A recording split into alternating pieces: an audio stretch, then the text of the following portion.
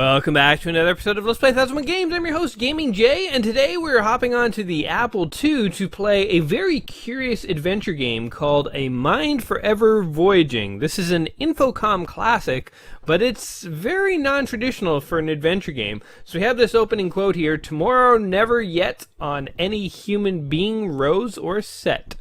I have no idea what that means, or even who William Marsden is, although... Isn't Marsden one of the characters on Westworld? I'm sure the creators of Westworld knew who this character was. Sounds like a philosopher or writer or something. And there's some significance to the Marsden name.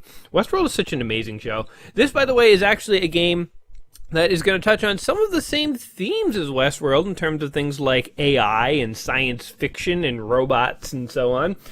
This is a non-conventional adventure game because it's an adventure game that essentially has not a single puzzle except at the very, very end. There's a single puzzle at the end of the game. Beyond that, there are no puzzles in this adventure game. So we're going to be adventuring sans puzzles. So let's go ahead and see what happens here when we get a little started. You hear, in quotes, a message. You hear a message. What, are you not actually hearing it? Coming in over the official message line. Prism? Perelman here. The psych tests have all checked out at 100%, which means you've recovered from the awakening without any trauma or other serious effects. Oh my. We'll be ready to begin the simulation soon. By the way, your piece is in the current issue of Dakota Online. A Mind Forever Voyaging by Infocom Interactive, etc., etc. So basically in this game, we are going to be taking over the character named Prism, who's the first sentient computer ever created. So that's why they've woken us up here. Maybe you hear a message because I don't actually have ears. It's just sort of being beamed directly into my head. Now the year is 2031 and the US economy is failing. Youths are turning to joy booths and are committing suicide through overstimulation. And there's a nuclear arms race going on in the world. So lots of bad things are happening. I feel like a joy booth is maybe not that far off the mark. I mean, you know, we already spend so much of our time watching Netflix and playing video games, like me, right? So maybe we're not that far off from just jacking ourselves into our Oculus Rift joy booths and living our lives in computer fantasies. Anyway, there's a new government plan for deregulation and nationalism. And we're going to play as this computer program that's going to go through several different decades experiencing the fallout or consequences of such drastic economic and social policies. Another thing that makes this game very unique is that not only is it an adventure game with literally no puzzles, but it's also very serious and political. This game was literally developed to be a critique of Ronald Reagan's political policies. Like, I'm not joking. Like, people back in the 80s were just like, oh my god, he's going to ruin the world, and the conservative political policies are just going to, like, destroy everything. And so they sort of created this game as like a what if. What would happen if sort of, American Republicans got their dream and everything they wanted, deregulation, nationalism, all that stuff, all came true? What would the world look like in 50 years? And it's bleak. It's bleak, let me tell you. In this game, at least, I'm going to stand on the sidelines here and not make any strong political claims one way or the other during this video. But at least in this game, it is bleak, man. I've read ahead as to what happens, and it's bleak. Anyway, you've entered communication mode. The following locations are equipped with communication outlets. The Prison Project Control Center, the Research Center, Dr. Perlman's office. To activate a specific outlet, submit the associated code. Okay, let's go ahead and submit a code and see what happens.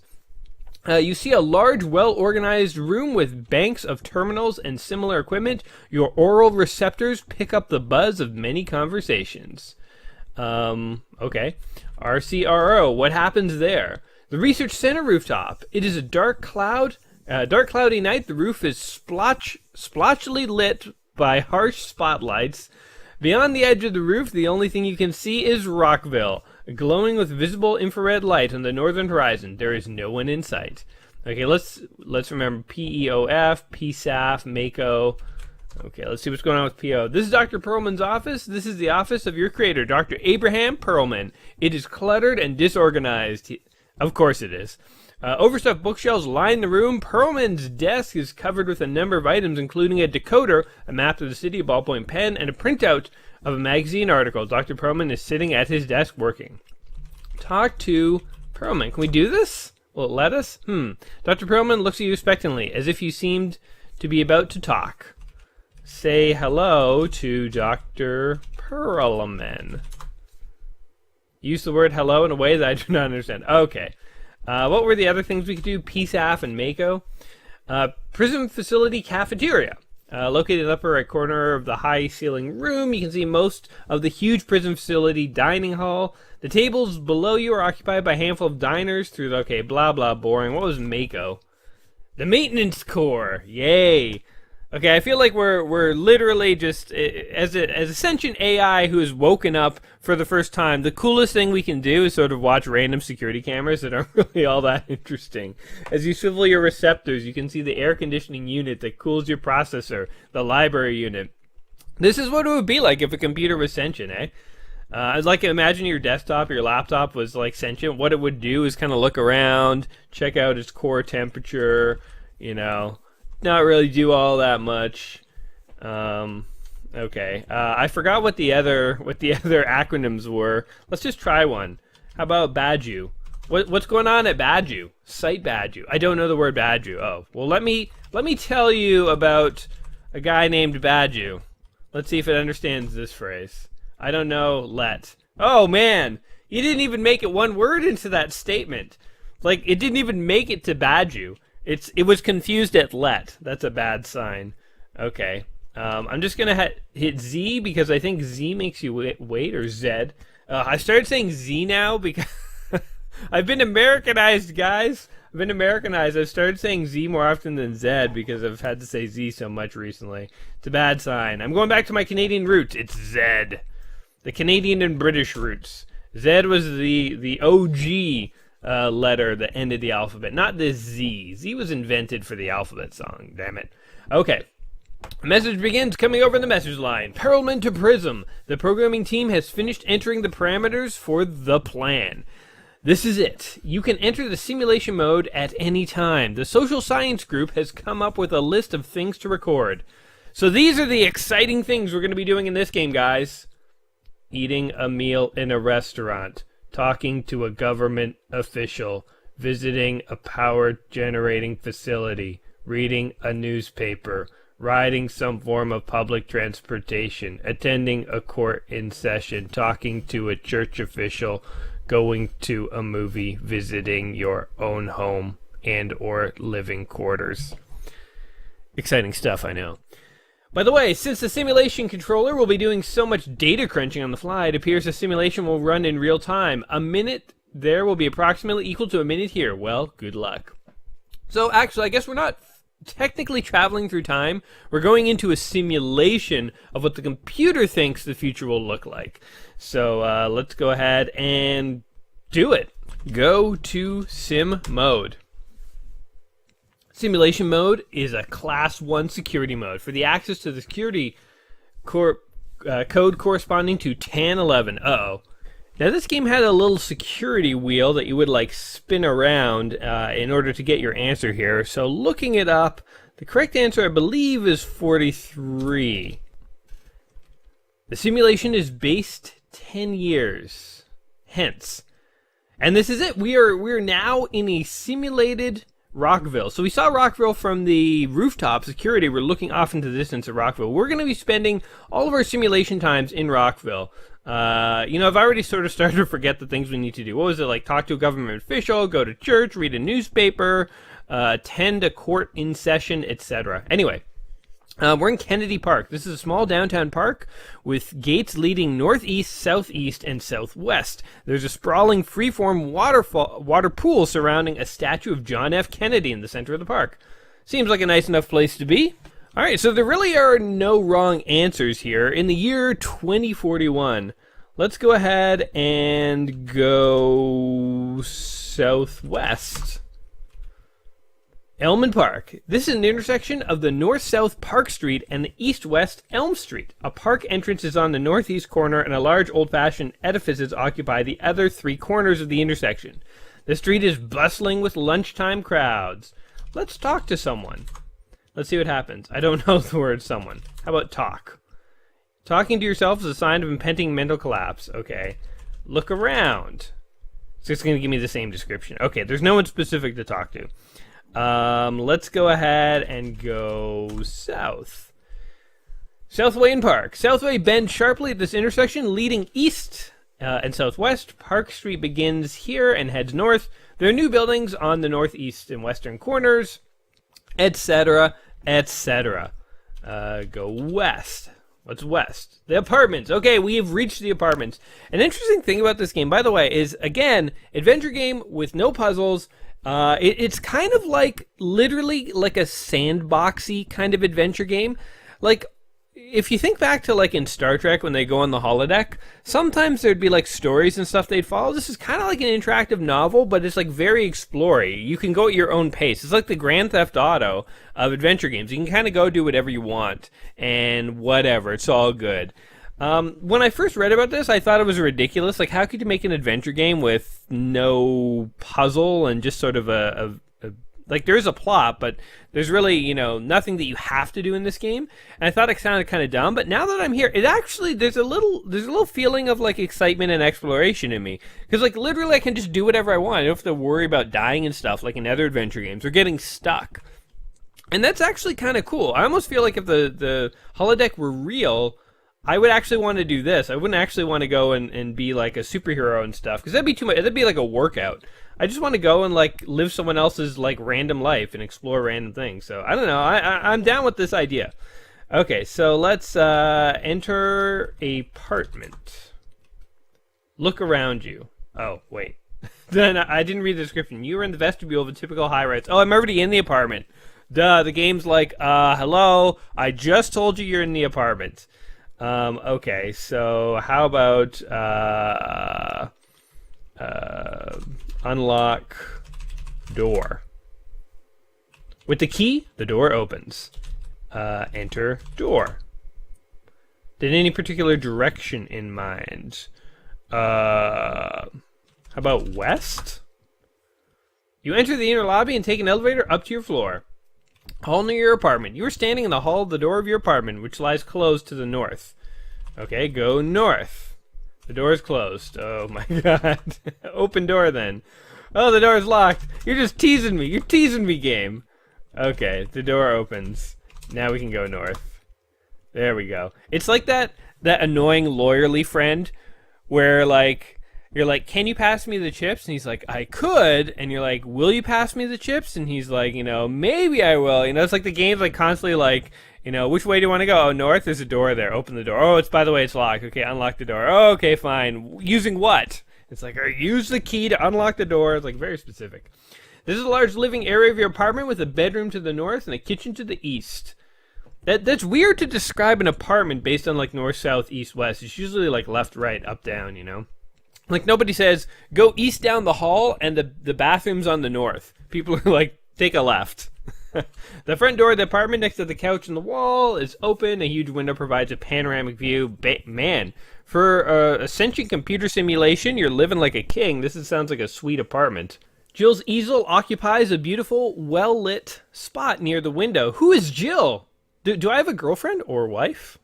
Or just live-in, casual friend with benefits? Her current painting is on the easel. In one corner is the old world processor, where you do your writing. The old world processor. I like how to a computer, it's like, I guess a sentient computer using a computer would be like one of us using one of our ancestors, if there was such a thing. I mean, I guess people think of monkeys as like the ancestors of humans. It's not technically true because monkeys evolved as well with us. They just evolved along different lines. So like us and a baboon, it's not like the baboon is our ancestor. It's like they're also evolved. They just evolved differently. But, you know, if you go back in time, you could find an ancestor to both of us. Anyway, he's going to pound away on his ancestor computer there. There's a romance novel here. Ooh, we're going to read that. Jill is standing at the easel working at her painting. Jill looks up from her painting. Hi, hon. Any news from your agent today? Well, first of all, let's do what every caring boyfriend does and begin to record this conversation. Recording feature activated. And now we're going to talk to Jill. Jill looks at you expectantly as if you seem to be about to talk. Oh. Okay, let's say no to Jill. You sound rather negative. Okay, I get. Did we like fail? Did we miss the opportunity to talk to Jill? Okay, let's turn off our recording. Whatever. I don't know how I did it, but I figured out a way to fail at a conversation. That's a first. Let's pick up novel. Try this again. Pick up novel. You have no interest in those gothic novels. No, read romance novel. Come on, man, it'll be funny. I'm sure it's another one of those indistinguishable romance novels that Jill is always reading. Oh, dis! Burn! Hope Jill brought her sunscreen, because she just got a burn. Okay, how about, So wait, what's around us again? I forgot. Let's go to the kitchen. I feel like this computer wants a snack. Go east. This is the tiny kitchen of your apartment. Next to the sink is a small refrigerator along the western wall. Next to the doorway to the living area is a dinette set. Open fridge. We're hungry and we're looking for a snack. Reveals vegetable salad, a ham sandwich, a turkey sandwich, a can of soda, and a bottle of baby formula. What? We have a baby? Okay, let's record this. I want this kept for posterity. Eat turkey sandwich. I want everyone to, for all time in history, people see me recording me eating this awesome turkey sandwich. Eaten. Good. Now we're gonna, you know what? We're taking it all. Eat ham sandwich. We're just standing in front of the fridge, eating one thing after the other. Eat vegetable salad. Jill's gonna come and be like, "You ate everything?" Jill probably made that for herself. Besides, you can't stand anything without it. Oh, it won't let us eat that. Okay, drink soda. We're now gonna chug a soda. Soda is sweet and thirst quenching. After you finish, you dispose of the can. Very economical. We're also gonna drink the baby formula, because why not? Because we are literally taking the bottle of baby formula first. It's for the baby, not you. Oh man. Okay. Well, we recorded a very delicious meal. 2 sandwiches and a soda. That's not bad. Okay. So let's go west, and now we need to get out of here, I think. So thanks, honey. Thanks for all the food. And good luck with your painting. Goodbye forever. I'm probably never coming back because I'm a computer sent from the past to record the future. So let's make a speedy getaway here. We're just bailing out of our apartment. We're like running as fast as we can. We're like, I can't believe we got away with that. We had so many good sandwiches. Woo! We're just bolting. I'm not even paying attention to where I am or where I'm going. We're just running. Go as fast as you can. Forget it. Don't read any descriptions. Run, man. We got away with it. I don't know. Go. Raise Pagoda. Man, I can't believe we got where we were intending to go. I do have some directions here that are guiding me for this little playthrough. I learned a long time ago that if you jump into adventure games with absolutely no plan, they make for horrible Let's Plays. Because it's just a lot of me sitting going, what do I do? Because I can play adventure games, but I'm not like the fastest thinker. I don't think anyone is. I mean, adventure games, you really have to sort of sit back, relax, read. You know, a big thing about this game that you know, you're only sort of getting at the surface level here is how much exploration you can actually do in this game. Because it is such an open-ended adventure game, and there's no kind of wrong way to do things. I feel like, honestly, like, this is an adventure game I think I would have, like, honestly loved as a kid. Like, I really love the Sierra adventure games and stuff growing up, and I've played a few on my channel here. But one thing about the Sierra games is I always wish they were more open world, and that they were less focused on a specific goal, like certain puzzles. You know, like if you had to break a window, you had to get a rock. Like if your character also had a hammer, for that puzzle they wouldn't let you use the hammer. It had to be the rock. I always thought it'd be cool if there was a more open-ended adventure game that would let you do whatever you want. This is not quite as advanced to allow you to just do whatever you want, but it is a pretty fascinating idea, I have to say. I would totally be in favor of like a modern indie company throwing out a truly open-ended, like a Minecraft-style adventure game where there's no purpose. It's just your character in a city, and you can kind of randomly do stuff, and characters react realistically, and that's about it. Like you just be. The point is to be and just do. So anyway, we're in Roy's Pagoda. It's a Chinese restaurant. I am starving. All I've eaten today is 2 sandwiches and a soda. literally about 2-3 minutes ago, and I'm just famished. So let's go ahead and sit. You sit on the chair. Let's record ourselves. We're gonna go ahead and we're ordering all the food. Give it all to me. There isn't anything to order. Oh. How about just order food? Is that good enough? Wait, when I said order all the food, they said there isn't anything to order. But when I said order food, there was? I guess this is one thing with these old text adventure games, is the text parser is not super sophisticated. But that's okay, we love them anyway. We love how foolish and difficult they are to deal with. Anyway, you order a bowl of hot and sour soup.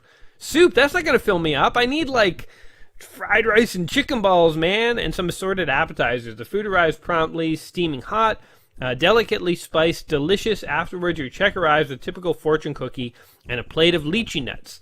The fortune reads, "Prosperity does not equal happiness." You pay with your credit card. After a moment, the waiter returns your card, informing you that your account has been debited for $30. The new balance is $5.70. I ate $30 worth of Chinese food in like 1 minute? That's crazy. Let's do it again. One more round. Yes.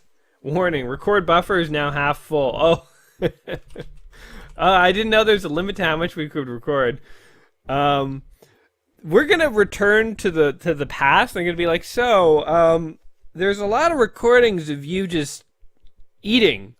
In fact, an inhuman amount of food. It's mostly just you eating. And I'm gonna be like, yeah, honestly, it's the best thing to do, I found. All right. See ya. We're running off to our next restaurant. We're gonna go east again. We're just running through the park. I like to imagine my guys like running from spot to spot, because that's what you do in computer games and video games. Like if you ever play Grand Theft Auto, you never walk casually. Your guy is always running. If you saw that in real life, a guy literally running from like appointment to appointment, you'd think something was going on. People walk in the real world. Okay, let's check the time. With T, it is 2:52 p.m. In my little list, my little guide here of what I should be doing, it says, check the current time with the T command to see if it is 9:30 a.m. or later. Yeah, it's about 3 in the afternoon. It is later. This is pretty apropos to how my days usually go. I usually feel like, there's so much I'm going to do today, and by like 10 o'clock or 11, I'll have this much done. And before I know it, I look at my clock, and it's like the middle of the afternoon, and I have not done nearly as much as what I intended to do. So it says, if not, wait until it is, and then turn on the recording. Okay, well, we're going to turn on the recording because it's definitely past 9:30, and we're going to go northwest this time around. The courthouse. The courthouse is of the same vintage of the other governmental buildings in the area, dating back to around 1990. An exit leads southeast. The court is in session. A woman is being tried for petty theft. You know what's so sad? I mean, surprise, surprise, I clearly remember the 90s because I mean, many of the games I play are from the 90s, and it's such a period of nostalgia for me. But literally, the 90s are like 20 years ago, if not closer to 30 years ago. It is freaking scary, man. Getting old is not cool. All you young kids listening to me, it'll happen to you too. One day, the things that you think are cool won't be cool anymore, and what is cool will be strange and scary. Believe it. It's happening. It's coming for all of us, people. We're all going to get old, and then you're going to make your own YouTube series about when I was a kid in 2017, the games I played were just 3D. They didn't beam right into your brain. And people think the same thing about you as they do about me. So I don't know. Take that for what it is. Okay, so there's a court thing going on here. I guess enter the courthouse. Why not? Look around you. Oh, I'm already in the courthouse. I keep doing that. Okay, let's turn off the recording then. Fine. Let's go north instead. You can't go that way. Oh, God. Go southeast. Exit the courthouse. Now we'll go north. I feel like in another way, this game is kind of like it's reminding me of like Back to the Future, because like in Back to the Future, they went into the past and they knew where certain people were going to be at certain times based on stories Marty had heard from his parents. So it's like he was able to like go in anticipation of stuff. I feel like in this game, the first time through, you'd be exploring this little town. You wouldn't know where anything was or what you were supposed to do, but the second or third or fourth time through, it's like you would know when you have to go to the courthouse, when that woman's going to show up for court, when this stuff's going to happen, and so on. Because I had to check my time. If it was earlier than 9:30, that woman apparently wouldn't have been to the courthouse. So there's kind of a cool anticipatory element here. So we're in Rockville Center, by the way. The name of this plaza tells it all. The well-maintained portico of City Hall stretches along the west side of the plaza, and Dunbar's lies to the southeast corner. Park Street leads north. You'd probably have to draw out like a little map if you're playing this game to figure out like where everything was. And actually, that would be... Man, I should do that sometime. That would be a really fun thing to do. I said when I was playing Pirates, one of the fun things that I realized was actually having to use the manual and look at a map and like figure out where I was, because there was no mini-map in the game, was like surprisingly fun. And it would be really fun to one day draw out a map for one of these adventure games as I play. I might have to record it slightly differently, because it would slow me down a lot to be drawing out the map. There'd be a lot of pauses and stuff. So I might have to figure out a way to do that slightly differently. But that could be kind of fun, actually. Maybe do an adventure game one time where we don't bring a walkthrough and we really try it. It might be like a 4-hour ordeal for me, and I'll cut it down to like a half-hour video for you guys. But anyway, the city seat of government is an old concrete slab building dating back to the latest 20th century. The only exit is the east. A government official is sitting on a bench eating a snack. Okay, record. We're going to record this dude eating. If there's one thing we want to record, it's us or other people eating copious amounts of food. Go west again. You can't go that way. Talk to man. See what he has to say. Tell me about the government. What? Talk to official. You have a brief chat with a government official who cheerily comments on how well things in the city are running and how rewarding his job has been of lightly. Suddenly, he glances at his watch, mumbles a polite parting message, and hurries away.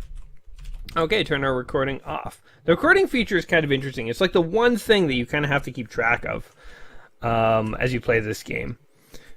Okay, so we're now going to go northeast and see what's going on here. Different set of streets. Go northeast again. The Bodansky Square, a large plaza formed by the intersection of Bodansky Boulevard from the east, Center Street, etc., etc. A restaurant on the northeastern...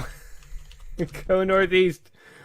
This is an expensive 4-star restaurant, a favorite after-theater dining spot. Party of one, sniffs the maitre d'. Oh, you better believe it. Yes. The maitre d' shows you to a small table. We didn't fail this conversation. Sweet. Order food. Oh wait, we gotta turn on the recording. We definitely want to order. We want to record this. Yes. Nothing but recordings of food and one failed conversation with Jill, our live-in friend with benefits. The waiter hands you a lunch menu, and after perusing the meat prices, you settle on a nice, reasonably priced soybean set. What? No, man.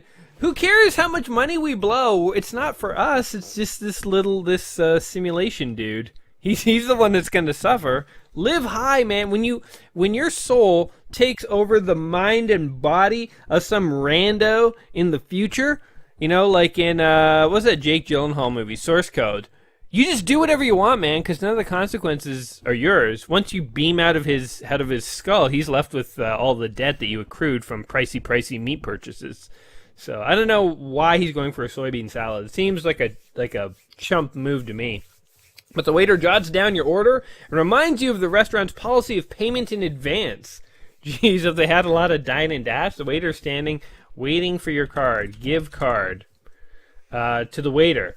Thank you, sir. I'll be back shortly. I like how it says in brackets, like, to the waiter, like it's filling it in, like, all right, dumbo. Yeah, you have to give it to the waiter. I'm just going to assume that's what you meant. It doesn't know what the word let means, but if I say give card, it figures out who I want to give it to. I'll be back shortly with your meal. Okay, we're going to wait in anticipation. Time passes. Warning, record buffer full. No! Auto deactivation. Whoa, we didn't even get to record the salad. Oh, no. How sad. The waiter places your soybean salad on the table, a generous portion, and quite tasty. You quickly devour it. After a moment, the waiter returns your card, informing you that your account has been debited for 65 bones for a salad. Man, I had tons of Chinese food for $30. I think I had 2 servings of crazy amount of Chinese food, and it was less than this salad. All right, leave angrily. I don't know the word angrily. Leave. There's a newspaper dispenser chained to a lamppost. Oh, you know what? They wanted me to read a newspaper. I can't record that now, but I'm going to buy one just because. Read news. Let's see what's going on in the world of A Mind Forever Voyaging. Oh, here we go. The headline stories about the index of leading economic indicators, up a stunning 9.7%. That's good. Related stories discuss unemployment rate, lowest levels in 30 years. Wow, things are going well. Another major story, President Ryder's speech for the distinguished lecture series, Border Security. You know what's weird is, like, it's not like any of these issues have changed over the decades. It's like the same issues that were of concern in the 80s. It's like they're still concerned. It's crazy. The president called the 40s a decade of new hope, attributed much of the new hope to work at the BSF, etc., etc. The world that won't be pushed around by the biggest dictatorships and small band of terrorist murderers. On one of the inside pages, an in-depth report of crime reveals that although overall crime rate has dropped only 4% over the last decade, public perception is that crime has fallen much further. The report attributes this to the perception to 3 points. Violent crimes have decreased much faster than other types of crimes, is down by 15%. Crime, wow, so things are going really well, I guess, for this whole simulation. Other stories in the news section deal with the construction of a new infotech orbiting factory, deregulation of the medical drug industry, war in Turkey, and plans of lunar mining operation. An editorial calls for lowering draft board requirements in order to ease prison overcrowding. Swirling wind catches a yellow newspaper page and blows it upward out of sight. What? When you're done with the newspaper, I guess in the future the wind comes and takes it away. It's like, you're done with this, see ya! Well, we've done all the damage that we can do. We could continue walking around and exploring things, which is kind of cool. So yeah, we filled the recording up with sort of gluttonous food consumption. Gluttonous amounts of food consumption. But, like, it's not like we failed or anything. Like, you could go south, and we can continue walking around and explore things if you want. Or, you know, once you figure you've explored a town enough, you can go ahead and abort your mission, and you will return to the scientific labs. And now, if we go ahead and go to P off, we can go ahead and check in with Dr. Perlman. This is the office of your creator, Dr. Abraham Perlman. Cluttered, disorganized, map of the city, a ballpoint pen, a printout of a magazine article. And if we just wait for a moment with Zed here, a message begins to come over the message line. Perlman here, we see that you're out of the simulation mode. We're about to start reviewing your records now. I'll let you know what the experts think. Talk to you soon. So we just wait around. We could go explore the facility and check out other things, but if we just wait for a bit, he'll eventually come back and tell us how we did. They're spending a lot of time watching all this food stuff. They're probably in the other room watching the recordings like, are you seeing this? Like, what was happening? It's just all food. Nothing but food. Do you want to tell him? Should I tell him? This was not what we agreed to. We wanted him to like examine court cases and talk with government officials. Message begin to come over the prison. This is Dr. Perlman. Please come to my office. Activate the communication port there. Well, you know what I'm trying to say. As soon as possible, please. Talk to Perlman. You can't see Perlman here. What? Here we go. So we were just bouncing back and forth all over the place. I was trying to find Dr. Perlman, and I was supposed to meet him in his office, and I was here, and he wasn't here. I couldn't talk to him. I didn't know where to go, and I guess it took him physical time to walk to his office, and that's why he wasn't in his office, and I couldn't find him. Anyway, Dr. Perlman's office. Dr. Perlman walks into his office and spots the active light in your communication unit immediately. Hello, Prism, he says, sitting at his desk. It looks like you beat me here. Give me a moment, please. He begins to quickly jotting down a few notes on his pad. Perlman looks up. He looks unhappy. Prism, you didn't record some of the events the experts asked you for. He picks up a piece of paper from his desk. Let's see. Visiting a power generation facility? Nope, I didn't do that. Reading a newspaper? Nope. I did do that, I just didn't record it. Riding some form of public transportation? Didn't do that. Talking to a church official? Didn't do that. Going to a movie? Didn't do that. Please go back into the simulation mode and make these recordings. Perlman lowers his eyes. Please don't let me down, Prism. He walks out of the office.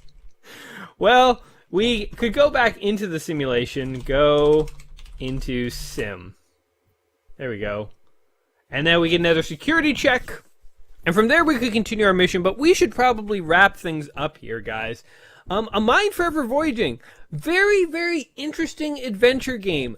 A game that when I first read about it, I thought, this is ridiculous. How could you make an adventure game without any puzzles? But after playing it, I gotta say, it's pretty cool. And it kind of really makes me rethink what adventure games should be. I mean, yes, it's cool to have ones where you have to collect items and have puzzles and stuff like that. But you know what this game really makes me pine for is like an open world adventure game. Like literally an adventure game, as I said earlier in the video, like Minecraft, where there's no point to it. Where you just kind of like bob around in a world. You can do things or not do things, and either way is fine. Either way is cool. That would be pretty damn neat. So, you know, this is one of the games in the book, 1001 Video Games You Must Play Before You Die. Do I think it's a game that you must play?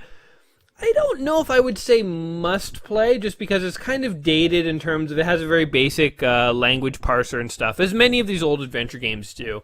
But at the same time, this is a very cool sandboxy game that I was not expecting.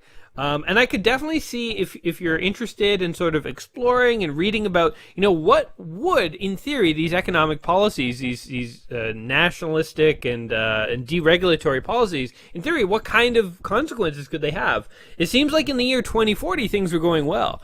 But what would happen by the year 2070? It's curious. I've actually read the plot as this thing goes on further and further. And I mean, things go down some unexpected turns. Unexpected, but also not inconceivable. So it's interesting. Definitely, if this was like a book or a story, it'd be a pretty interesting read. But it's an interactive story. I think it's pretty cool. At the end of the day, I would say, yes, this is a game I think that would be cool to check out. I just don't know if it's a must-play, but anyway, that's my thoughts on it. What do you guys think? After seeing this game here with me today, do you think this is a game that you feel like you must check out before you die? Let me know in the comments down below. And as always, guys, whether you have enjoyed the game or not, hopefully you've enjoyed checking it out with me. If so, go ahead and like the video, subscribe to the channel, because I will be back soon with yet another video, and you don't want to miss out on that. So until next time, guys, if you find yourself awaking in a government facility as a fresh new AI, just remember, food is the path to righteousness, so eat as much as you can. And otherwise, take care of yourselves. All right, guys. Peace. I wonder what happened if you failed one of these checks. Like, that's clearly the wrong answer. Incorrect code. Try again. No. Alerting security staff defaulting to communication mode. Oh, I see. So if you don't have the code, you simply can't start the game. I mean, what you could do is if you just knew one of the codes, like let's say back in the day you had a friend copy this for you and you didn't have the correct code, you could in theory just pick one number and stick with it and just try and hopefully get in eventually. It'd probably take forever. Probably not worth it, but I mean, you could, in theory. Although my basic attempt at hacking here is really not going well. I'm never going to get in this thing, am I?